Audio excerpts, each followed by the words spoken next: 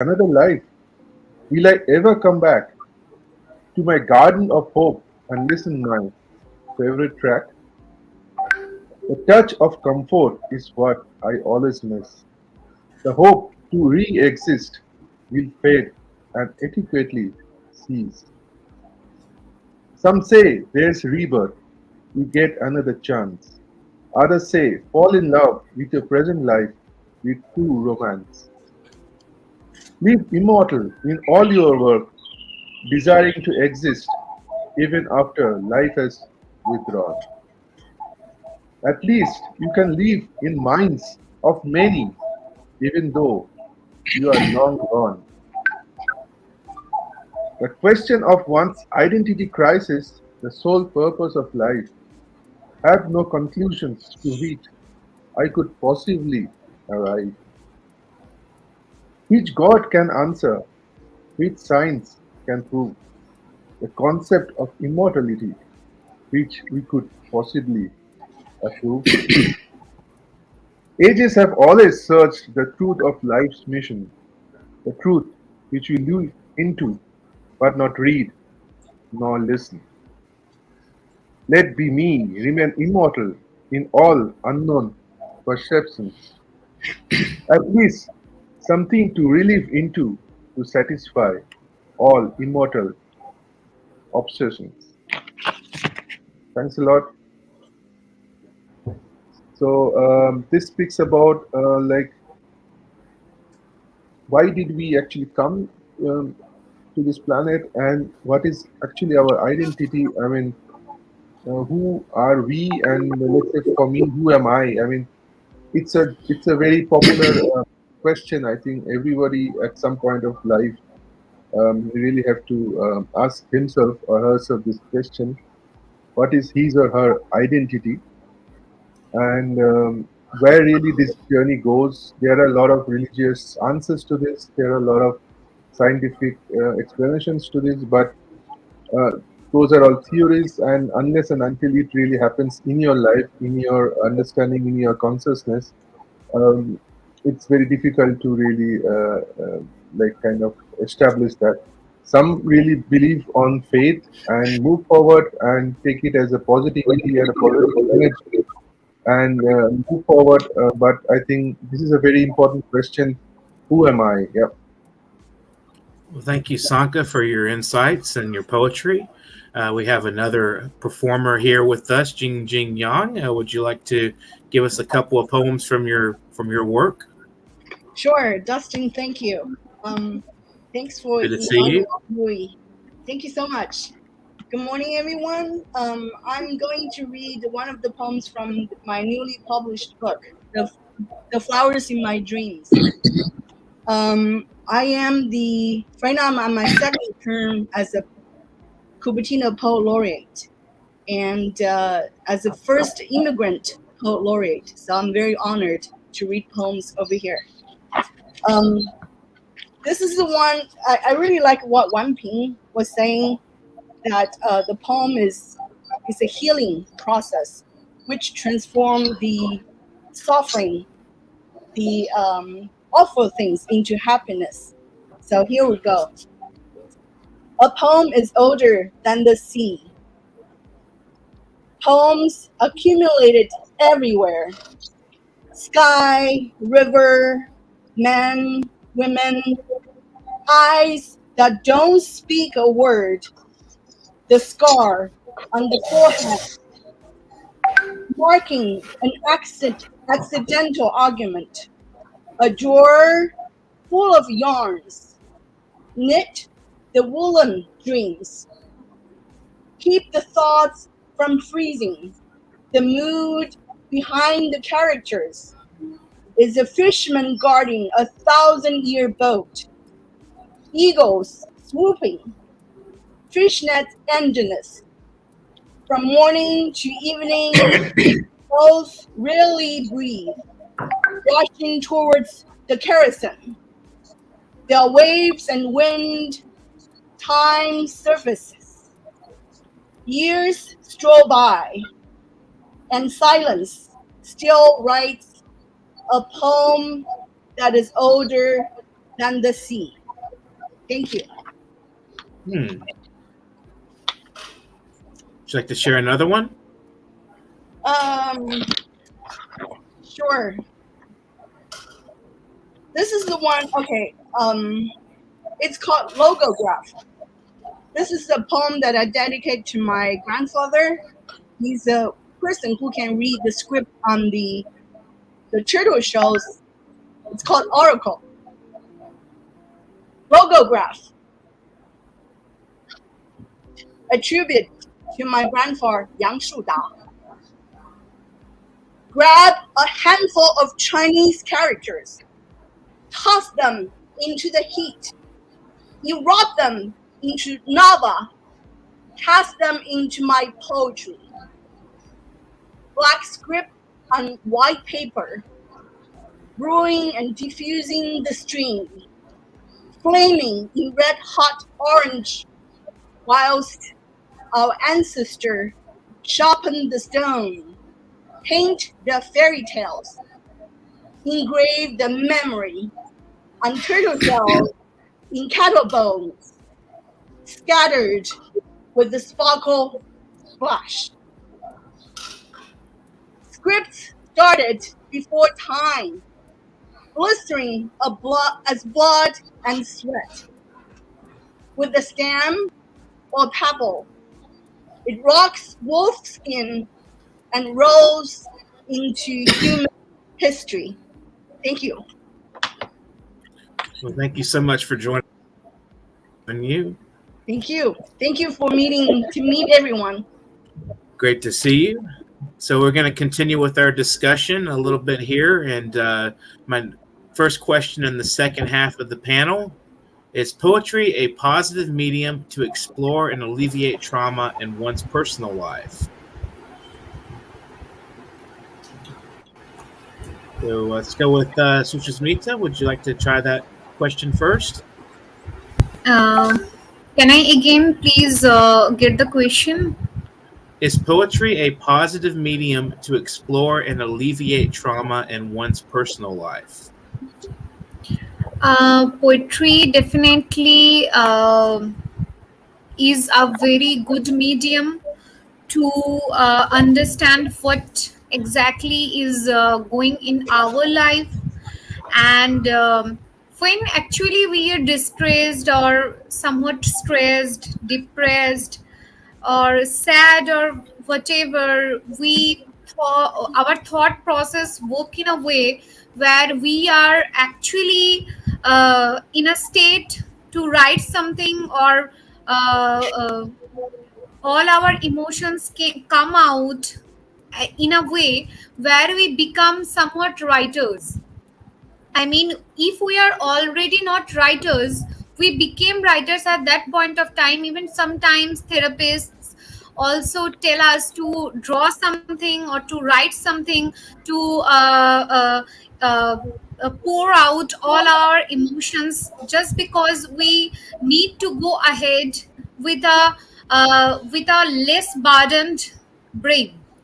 And I believe that art and literature and poetry has always been a very good medium to understand what we have faced in our life, and also in great mediums of books. Like we have read a lot of romance books, a lot of drama books, and all those things, novels.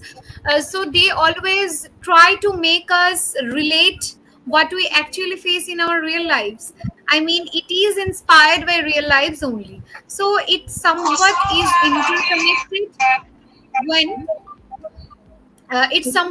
interconnected when we actually try to assimilate all the things we get in our life with poetry or with literature or something, and finally go to in a stabilized position where we feel like, no, this is the time we should be enlightened ourselves with all those uh, positive feelings and positive therapies which can be achieved through poetry and through the medium of any kind of art or creativity only. So yes, it definitely makes us a way forward towards understanding our own emotions, our own life's situations.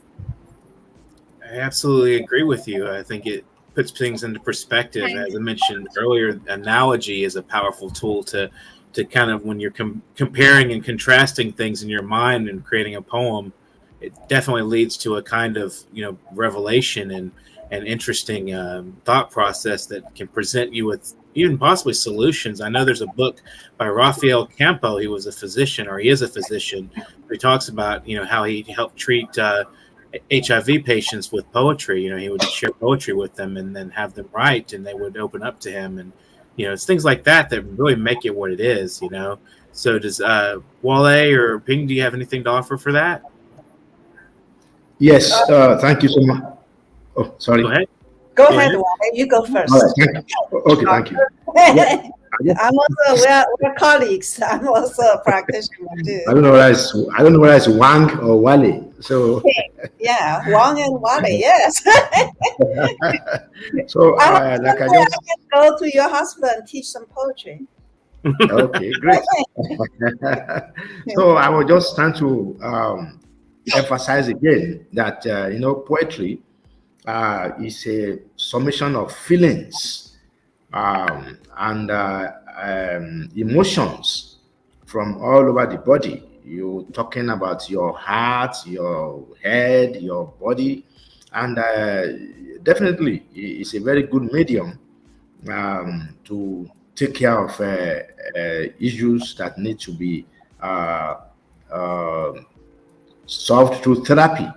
And luckily, poetry has also been adapted into different forms now. We mentioned the issue of technology earlier on. We now have young writers who do performance poetry through their social media, Twitter, WhatsApp, and all Facebook, and that has even made poetry to be more universally accepted. And people even put it on their mobile phones, and you can also check on many of these streaming platforms where poetry is used for so many reasons, and it's becoming more accessible by the day. By the flick of a button, you can link up with a platform that is dedicated to poetry that can ease off any problem you have.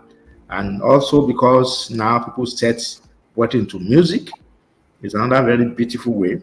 And I think a few years ago, the Nobel laureate in literature, the Nobel Prize in literature was given to a musician, and people were saying, "Oh, what has music got to do with literature?" And the fellow said, "Look, it's my poems that I set into music, and so I'm equally qualified to win the Nobel Prize." So you can see how versatile poetry is now, and it's something that we need to encourage all over the place. Thank you. Okay, thank you, Wale. It's beautifully put. And I want to add, I want to talk about poetry as a media, right? And so for me, poetry, number one, the first element for poetry is music, because it comes out of music. And as I said before, it is embodied, the cadence, right, is embodied in poetry, right? And so the second element, which is equally important, is the image, right? Which is music is an art through time because of the cadence, and image is an art through space, right? And also, of course, time is related too in that. And so poetry immediately, even though we write poetry on paper, it used to be the longhand with pen, and now it's computer, right?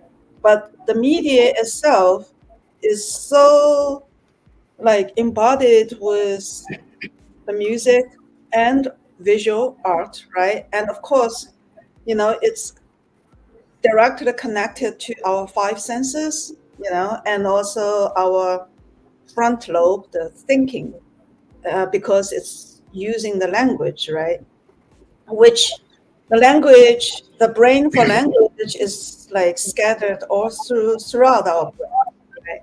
So it's actually writing a poem and thinking a poem or visualizing a poem or singing a poem is actually we are invoking every part of our brain, basically, right? And so you can imagine the healing process of writing poetry and how important for us to do this, to have this exercise, right? And also necessity to feel alive, and in medicine, again, to feel alive is basically equivalent to actually be alive, right? Feel is directly is about touch, about everything else, right? The five senses and the sixth sense, and so I've treated many patients, like who the mental health patients, and also actually people who have other organ illness, right? Heart issues, lung issues, kidney issues, right? And in Chinese medicine, right, the five organs, all the organs we are actually related to emotions. For example, the heart, our heart is fire, red, and corresponds to the emotion of joy, right? And our lungs is white and metal, and corresponding to the emotion of sorrow, and that's why we cry, right, when we feel sad. And then our liver is our general, and which is very quick to the temper is very quick to rise, and very easily to be depressed, right? And so it's the fire up and down, up and down.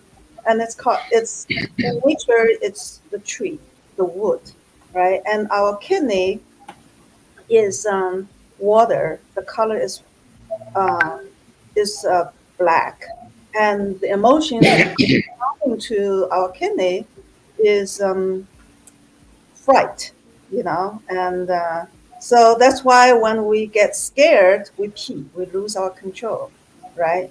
So if we can allow these organs, our emotions, to be fully expressed and transformed and transcended, we should not be sick so easily, right? Our balance, our body will be our brain, our emotion will be in a good place of balance, right?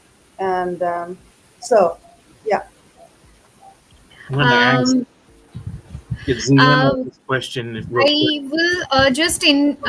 I will just take a moment to appreciate what Wang Ping ma'am just said, that it was a wonderful interpretation which I learned today, that Chinese medicine always tells about the interconnection or the link between our abstract or different type of emotions with corresponding to its different type of organs. And it was a wonderful learning today. I just noted it down Thank in my you. phone only. It was a wonderful learning for me. Thank you so much, ma'am, for giving us Thank this you. insight. Thank you. Thank Thank you you I'm so so much. learning from much. everyone. It's Mhm. wonderful. It's a really special experience we're having with this group. It's wonderful. And World Poetry Day is today. And so, ZM, would you like to add anything? Our question was: is poetry a positive medium to explore and alleviate trauma in one's personal life? Absolutely, 100%. And it's yeah, I think it can be used in many different components. And though alleviation in general may be temporary, I believe there is a way to sustain such alleviation that stems from poetry itself. And no, I do believe that that it can. It does have that power, like almost anything else. Like for example, like hypnosis or primal scream therapy. You have to believe it in order for the, I suppose, the incantations to work, as it was. I believe that poetry does contain that power. I mean, it's been it's been so widely regarded as a form of incantation. There's spells. I believe Ted Hughes once spoke about that. He said that poetry is it's pretty much like a magic spell or an incantation. These verses are expressed through shamans, and they and the lines of verse, whether in order or not, can be used. It can be utilized in such situations. Yes. Absolutely, I love that, bringing in the shamanism and the incantation and the magic spells and so forth. That's an excellent point to bring in. So this brings me to my. Oh, would you like to say something, Jing? Yes, I would love to share with you my experience. So Okay. I was nominated as a poet laureate in 2000. So that was in March, and right after Mother's Day, in May 2000, my mom passed away. That was a very shock news for me. And I'm in San Jose, United States, and pandemic was happening. I couldn't even go home. Till now, I couldn't go home. So I was washing my face with the tears in the past 2 years. And that's why I published this book. It's mostly dedicated for my mother. Because I was crying every day. Oh, I have so much guilt, and my emotion was just my heart cannot contain the sadness. I went to see psychologist. I made psychologist. The only way was through writing. So this year I feel a lot better. The last 2 months I was editing my cover page with a lot of graphic design. I find my emotion has calmed down. But during the time, the passive poet laureate Casey sent me a poem that just make me. I want to share that poem with you, so you will see how poetry can transform from one side of feelings to another. Mm-hmm. This one is called "Do Not Stand at My Grave and Weep." Do not stand at my grave and weep. I'm not there. I do not sleep. I'm in 1,000 winds that blow. I'm the soft falling snow. I'm the gentle shower of rain. I'm the fields of ripening grain. I'm in the morning hush. I'm in the graceful rush of beautiful birds in circling flight. I am the starshine of the night. I am in the flowers that bloom. I am in a quiet room. I am in the birds that sing. I am in each lovely thing. Do not stand at my grave and cry. I'm not there. I do not die. Wow. Who is that poem by? I think there was author, but now when I search on my cell phone, it says author unknown. But it was a very famous poem. Wow. Beautiful. Thank you so much. I'm really sorry for your loss as well. I know what you must be going through. When my grandmother passed away, poetry was my savior as well. Something that I really felt strongly about. I actually wrote a poem during that period, so it was very helpful for me to do that. So that kind of brings me to a second question. Does poetry shape personal revelation, and can one act on those revelations found in one's own poetry? So let's start with Wale, what do you think? Yes, thank you. For the first time, I will say I don't think so. Because, we poets and writers, we are idealistic people. Mhm. We believe in perfection, in order, in everything being in the right place at the right time. Unfortunately, the world is not like that. Even though we dream of perfection, we dream of idealistic situation, I still believe that the world is not that simple. And that's why sometimes poets find it difficult to become to be good politicians. poets uh, Poets who go into politics sometimes usually go into a difficult terrain because it's now idealism versus reality. And I look at our poems and poetry like a dream. When you sleep, sometimes you have a lovely dream of everything looking so beautiful and orderly. Whereas when in the real life, things are not like that. So for me, I would see poetry as while not being an exact outcome of your feelings and aspirations, I would use it as a goal to be reached, something that you want to aspire, a very high level of expectation, which is also good in its way because that makes you to try and improve and aspire to move to the idealistic position. Although in reality, you may not reach there, but at least it's a goal that one should strive to reach. That is the way I will look at it. Next one. I think it's interesting as we started the program earlier, we're talking about if poets were politicians, we might live in a better world. So, does anybody want to kind of elaborate on this question and maybe bring in that specific element to the discussion? Yes, certainly. Yes, sort of elaborating on what I was saying before. I do believe that perhaps the elaborate construction of a particular piece, it could stem either from a dream, or perhaps poetry itself may act as an epiphany in and of itself.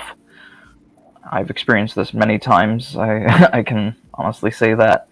And the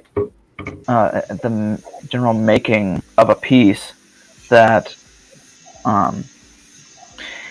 it can perhaps influence the dream even more. Perhaps it can steer it into a completely different direction. I find that when reading a certain piece, whether it's mine or someone else's, it provides a completely different perspective each time. I barely recognize my writing as times go by anyway.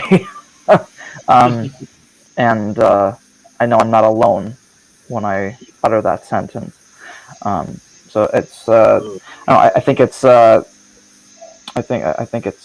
fascinating that occurs, and sort of bringing it back to the it's the hypothetical element of if the world is run by artists, what would that be like?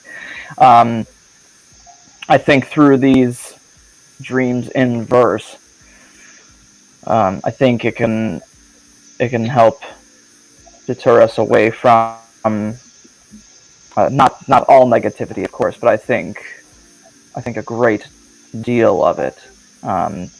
It can help us stave it off and focus on making these, like I said, these dreams in verse, these revelations, these epiphanies come to fruition. Absolutely. Can I say something about dream and Yes. poetry? So basically, I want to question what is reality, right? What we think what reality is or is not, right? And what is dream, right? And I think a lot of politicians actually they're so disconnected with the so-called reality. They are like basically in a very illusion in a world of illusions, and that's why they make so many terrible, horrifying mistakes, whether unconsciously or consciously. But coming back to poetry, I think poetry is a tool to allow us into the real world of dream, right? And for me, the dream world has been so neglected, right? When we are awake, right, our like front lobe world, our logic mind takes over, right? And but when we sleep, the front lobe is basically disembodied, and our dream world and other parts of the world I call the real world really comes out. And I actually give specific assignment to my students to they have to take dream journals, right? And just wake up upon waking up they have to write down immediately what they dreamed about. And but writing down the dream is not the purpose, but just a tool to allow us to start making lucid dreams. That to use our dream to write real poetry, to tap into our emotion world, which has been so suppressed by our front lobe, by our logic mind, right? And so for me, writing poetry and making art is the job of like almost like being a witch and being a wizard.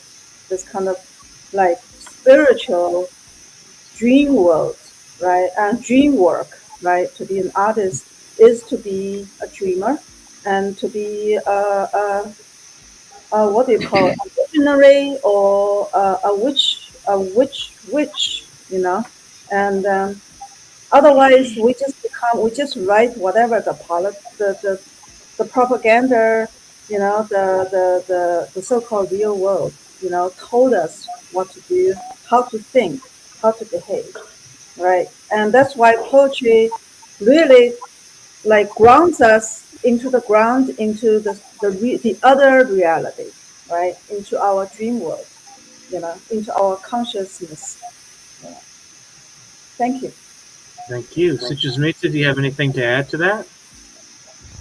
Yes. As per the question, I thought that we should first know what revolution is. Revolution is something, an initiation of transformation or a change from a long rooted or deeply rooted thoughts, and its transformation from the current scenario or current changes. And now we need to know how poetry can relate to revolution. Poetry, as per my sense, has always been a form of something which is very real. Sometimes, if we are dreaming something and writing something about our dream world, poetry also helps us to find the reality. I mean, if we are healing to think about the dreamy world, it is also one kind of healing revolution. And as per I can experience that poetry helps us improve our cognitive function, like learning new words, finding new ways to articulate our thoughts and then feelings. And always we think about to better ourselves, right? And then it also helps to heal our emotional pain.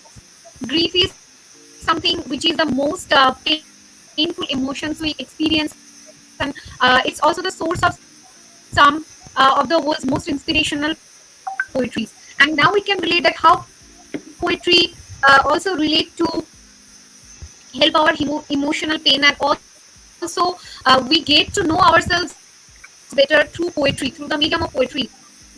And Like self-awareness is also one of the most thoughtful and one of the most fruitful results of poetry only. Through poetry, we are trying to change ourselves, even if all the mistakes we do, all the errors we have done in the past, we change it through the ways of poetry. Whenever we are writing poetry or making ourselves better, we try to think that those things which we have done, we are not going to repeat that on this time, and we also become very much revolutionary. We try to think revolutionary changes in the society, and also make ourselves rebel that we should not keep on running these stereotypes, such dogmas, and which we are suffering from, and we do not let those happen, and we always protest. So in my ways, that poetry, not in all ways, but in some ways help to create a revolutionary society, or helps to create a revolution in our day-to-day life and in our surroundings. As we all know that Renaissance, we have all heard this word about Renaissance, as Renaissance was related to art, culture, and literature, and all those creative things which we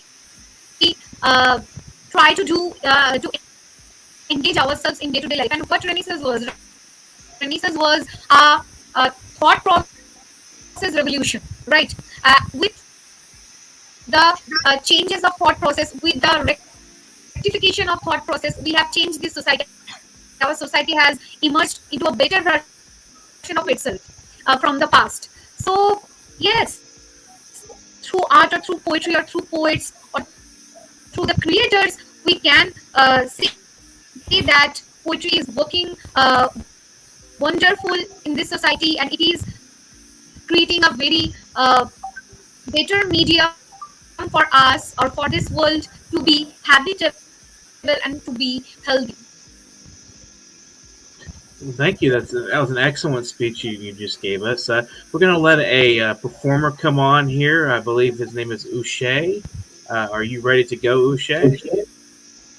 Let's get him up here on the spotlight and tell us a little bit about yourself. Introduce yourself, and then go into your work. We'll love to hear you. Looking forward to it. He's muted. Let's unmute himself.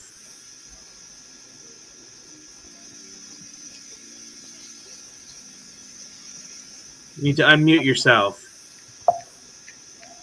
My mic. Okay. There you go. My name is Uche from Lagos, Nigeria. So I go with my poem now. How do I pledge this love? How do I pledge this love with broken teeth and cracked finger at this early youth?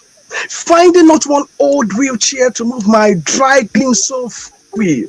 You mine our farmlands in pipelines and decimals to censor the rest of our hoping existence, casting us away from our villages to your city garbages, leveling local markets for your supermalls, your supermarkets, your cinemas, and your cyber malls. No standing, no lottering. Keep walking, keep moving. So you teach us how to love and when to die for the country? Okay, free education, free education, free education. Your flags are flying, glued to our draft arms, unable to wipe tears of children in public schools, reciting your scripted tunes to your million manifest tunes. Come, do you think we are all fools? Okay, where are the waters? Where are the waters you drain from our rivers to filter those rugged molluets and keke napep you offered? Instead, our testicles are ignited in the same scarce petrol to be exploded in the headlines of your news lines. Now, my baby seas become effigies of littering carcasses in the streets, and you still come talking about another electoral policy? Please, give us our hearts back and let us decide how to start a new life. Thank you. That's my poem. Wow. Incredible. Beautiful. You can do another one if you'd like.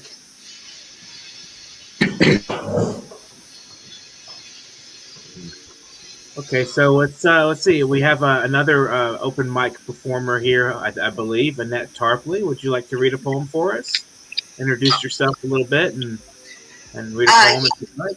Sure. I just realized I was never muted, so I hope I didn't say anything or clear my throat. I apologize. My name is Annette Tarpley. I'm from the United States and Virginia, and I'm a poet and writer, author. I am also the founder of the Passion of Poetry, and I'm very happy to be here and to be invited amongst you all. And I'm a little embarrassed to perform after that last performance because how can I possibly top that? So that was really great. And very insightful questions you're asking, Dustin, with great answers. So I have just a couple short poems that I wanted to share with you. One of them is one that I wrote the other day. It's a very simple poem, has a message.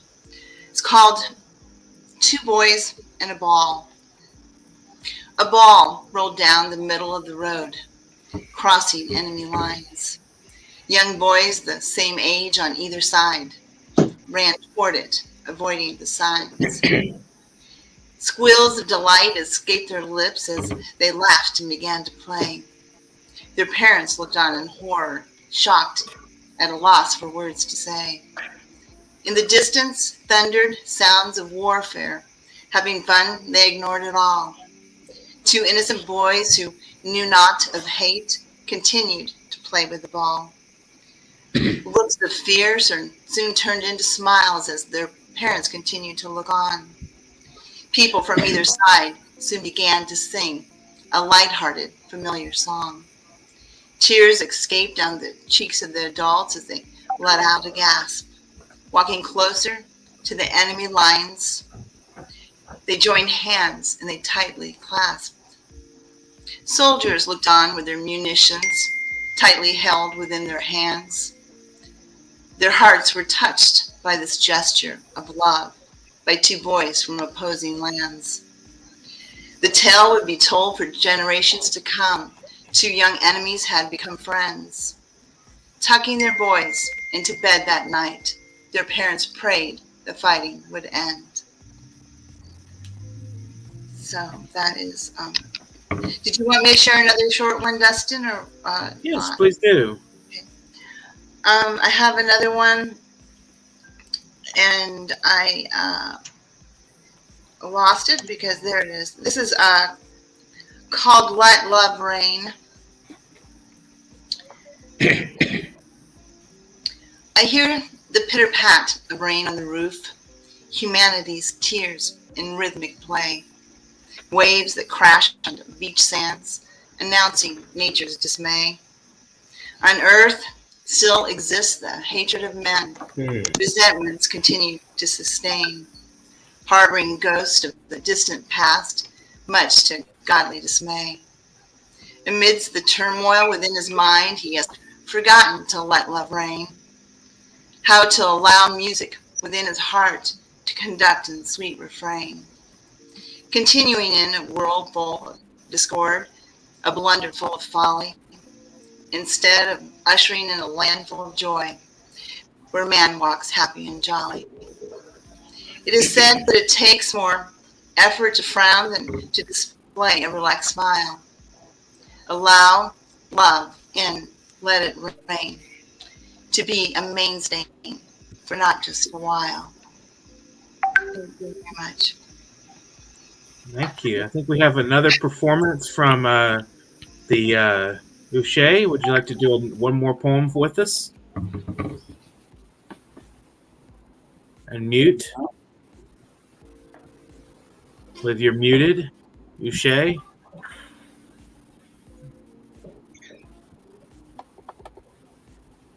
Okay. Now, this poem is an exchange. It's a telephone conversation between I and a neighbor's daughter in Ukraine. And the poem goes like this. Ebe,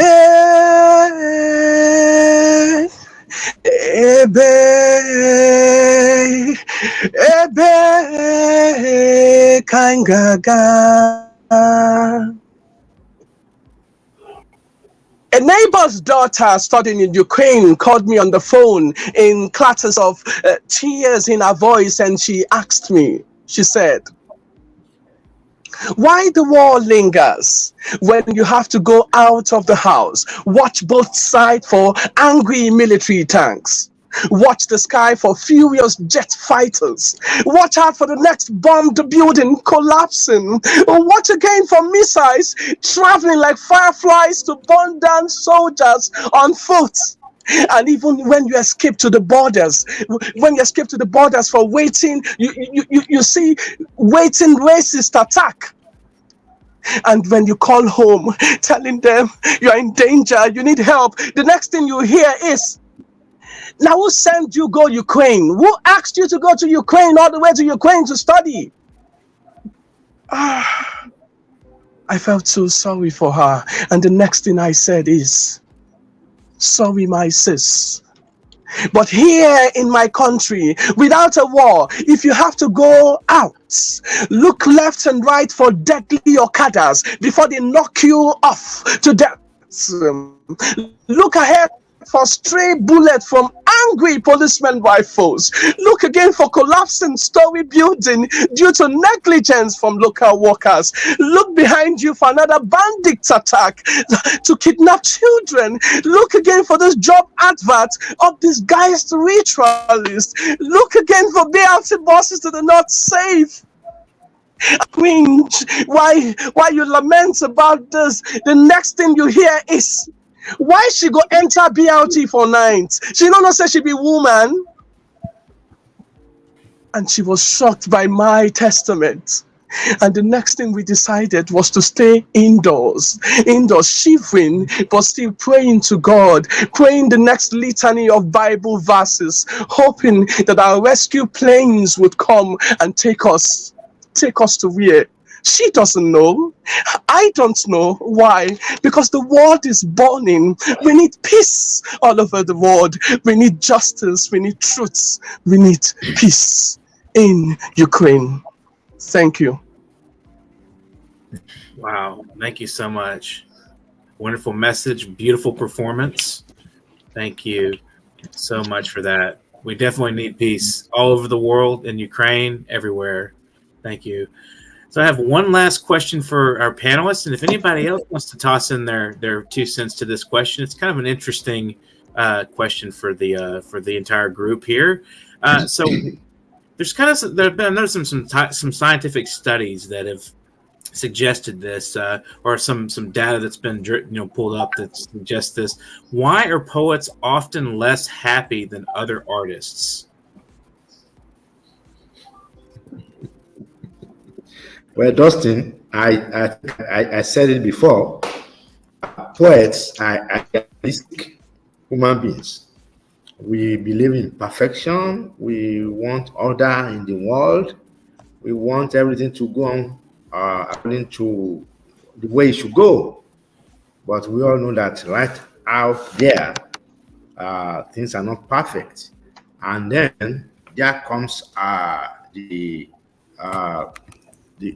collision between realism and idealism. I think Wang talked about this a while ago, and but for me, I believe that why poets are not as happy as other people is because we poets, we believe that the world should be in a very idealistic way, but out there, we know that the case is not. And then, how do we now come to terms with this situation? And this is why poets usually are not happy with what goes around them. For me, having done a few things apart from writing poetry and writing fiction, I've been in politics, I've been in government, I've been a medical doctor in practice, and I've been now an administrator of writers. And I try to balance all these things because I believe that poets need to balance issues. If you want to make yourself a little happier, you got to. I'm not saying you should bring down your standard. I'm not saying you should not be writing all those beautiful poems and looking at the stars and the moons and the meadows and the valleys. But at the same time, you have to come down to earth. Well, this is it. Thank you. Jing, did you want to say something? I thought you had Yes, something I to was say. typing. Yes, I was typing. Anyway, I just think by default, poets are super sensitive. They're more like they're like as the doctor said, they're perfectionists, they're idealists, they're dreamers. They're more sensitive to realities than other people. So they're constantly find things that makes them unhappy, and this is also the motivation for them to write. Very true. It's sort of a double-edged sword. Is ZM or Wang, would you like to add anything to that? Come after you. I'll go after. Me? Okay, sure. I'll make it very short. Perhaps I actually have been wondering about that, why we're happy. Maybe because we're among the poorest, because poetry is the one of the except for a few elite poets who can make really good money, and poetry cannot make money. Poetry is very difficult to enter the main stream of money-making commercial, river, right? And that forces us to constantly question ourselves, why am I in this losing money business? Right? Right. Why is it such a passion? Why does it consume us daily? Right. Why do we keep going at it, right? And that comes back to when I first landed on Tibet, right? And when there's no tree, no greens, just like thin air and a massive land, right? And a blue sky, right? And the pain, how to breathe and how to walk for the first time, this kind of sensation, right? And I just felt after that journey, I came back transformed. I felt like a new person, and I've never felt so happy. And I constantly thought about that, thought back to it. Why? Right? And finally I connected poetry and Tibetan, the bare bone living experience, right? That it made me realize all the extra, the fame, the rich, power, they are basically, as I'm a Tibetan Buddhist, right? And they are actually illusions, right? What is really real is that our connection with what is like the living existence, like why we're living here on this earth, right? Through poetry. And that's what, and why we are alive, And that's what keeps us strong and happy. Thank you. Absolutely. ZM, would you like to add anything? Yes, definitely. So there's this, I hesitate to say syndrome, but they call it the Sylvia Plath syndrome or Sylvia Plath effect, that explains that poets are they're at the forefront of the of writers who take their own lives. They die by suicide, and which is unfortunate. I don't know where they gathered such statistics, but I think we are a naturally sensitive bunch.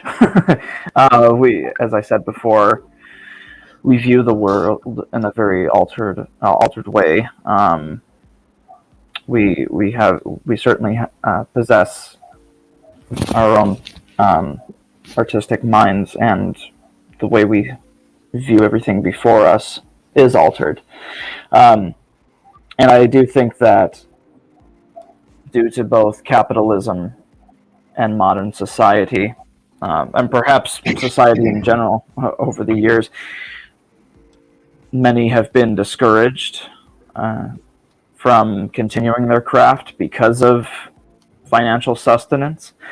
But for me in general, it's art for art's sake. I'll be quite honest, I don't think I could write manuscripts. I don't think I could write collections of poems or stories or whatnot in order to pay rent, pay for my light bill, because then the passion itself is stripped away from it, and now this is your way of life. Now this is how you're dependent. That's why I don't think I could ever write full time in general. I love editing. I love being on the other side of it. That I can see myself doing full time, but it's a very curious question there. But I can't speak for everyone. Certain poets I've met couldn't exhibit more positivity if they tried. So that's very interesting conundrum that poets tend to be like so optimistic about life, and yet in our private lives sometimes we're very depressive and negative in our life. A lot of times I know I can be that way a lot.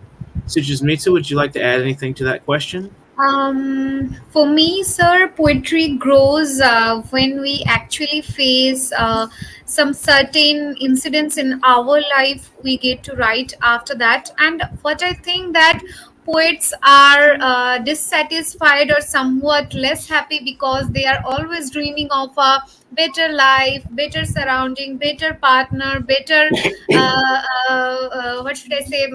better creatures, beautiful world, and all those dreamy things are always in our mind. We always try to correct things, and we are super sensitive, as ma'am Jing Wang ma'am said. I'm really sorry if I mispronounced.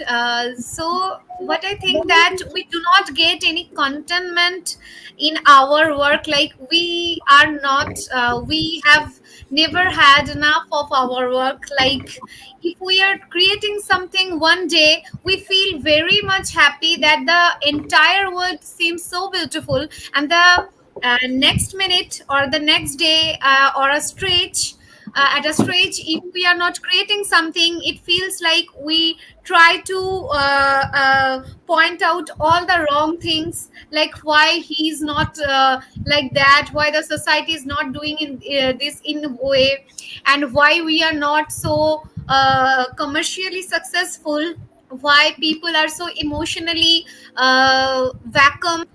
All these things come into our mind, and whenever we create something and our dissatisfaction of never getting enough of our work makes us to reach to our next work, which will get very much good, and we will get like, wow, this is a wonderful surprise in my life, and I am happy now.